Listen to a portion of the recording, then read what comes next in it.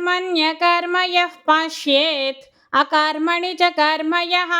स बुद्धिमान् मनुष्येषु स युक्तः कृत्स्नकर्मकृतो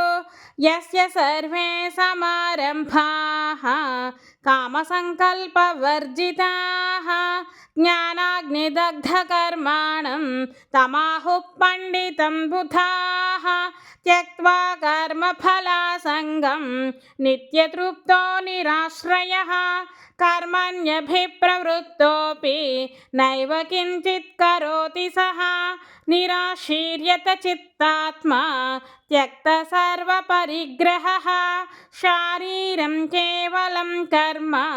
कुर्वन्नाप्नोति किल्बिषं यदृच्छालाभसन्तुष्टः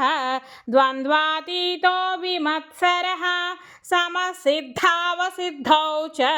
कृत्वापि न निबध्यते गतसङ्गस्य मुक्तस्य ज्ञानावस्थितचेतसः यज्ञायाचरतः कर्म समग्रं प्रविलीयते ब्रह्मार्पणं ब्रह्महविः ब्रह्माग्नो ब्रह्मणाहुतं ब्रह्मैव तेन गन्तव्यं ब्रह्मकर्मसमाधिना दैवमेवापरे यज्ञं योगिनः पर्युपासते ब्रह्माज्ञावपरे यज्ञं यज्ञेनैवोपजुह्वति श्रोत्रादीनीन्द्रियाण्यन्ये संयमाग्निषु जुह्वति शब्दादीन् विषयानन्ये इन्द्रियाग्निषु जुह्वति सर्वाणीन्द्रियकर्माणि प्राणकर्माणि चापरे आत्मसंयमयोगाग्नौ जुह्वति ज्ञानदीपिते द्रव्ययज्ञास्तपो यज्ञाः योगयज्ञास्तथा परे स्वाध्यायज्ञानयज्ञाश्च यतयः संशितव्रताः अपाने जुह्वति प्राणं प्राणे पानं तथा परे प्राणापानगतिरुद्ध्वा प्राणायामपरायणाः अपरे नियताहाराः प्राणान् प्राणेषु जुह्वति सर्वेप्येते यज्ञविदः यज्ञक्षपितकल्मषाः यज्ञशिष्टामृतभुजः यान्ति ब्रह्म सनातनं नायं लोकोऽस्त्ययज्ञस्य कुतोऽन्यः कुरु सत्तम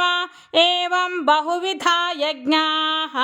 वितता ब्रह्मणो मुखे कर्मजान् विद्धितान् सर्वान् एवं ज्ञात्वा विमोक्ष्यसे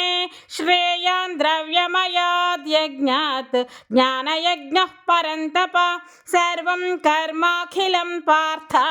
ज्ञाने परिसमाप्यते तद्विद्धि प्रणिपातेन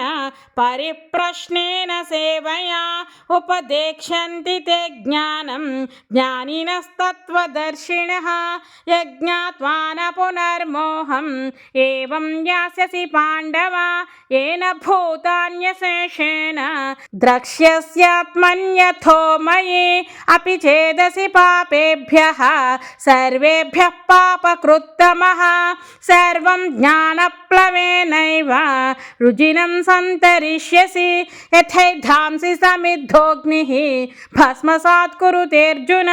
ज्ञानाग्निः सर्वकर्माणि भस्मसात् कुरुते तथा न हि ज्ञानेन सदृशं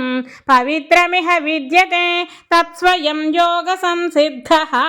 कालेनात्मनि विन्दति श्रद्धावान् लभते ज्ञानं तत्परः संयतेन्द्रियः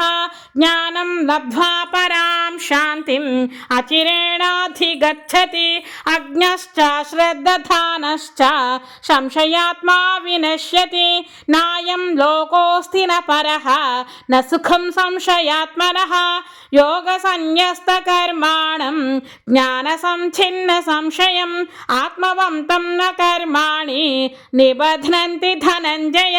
तस्मादज्ञानसम्भूतं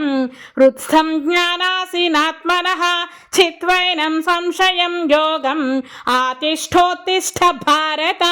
ओं तत्सदिति श्रीमद्भगवद्गीतासु उपनिषत्सु ब्रह्मविद्यायां योगशास्त्रे श्रीकृष्णार्जुनसंवादे ज्ञानयोगो नाम चतुर्थोऽध्यायः।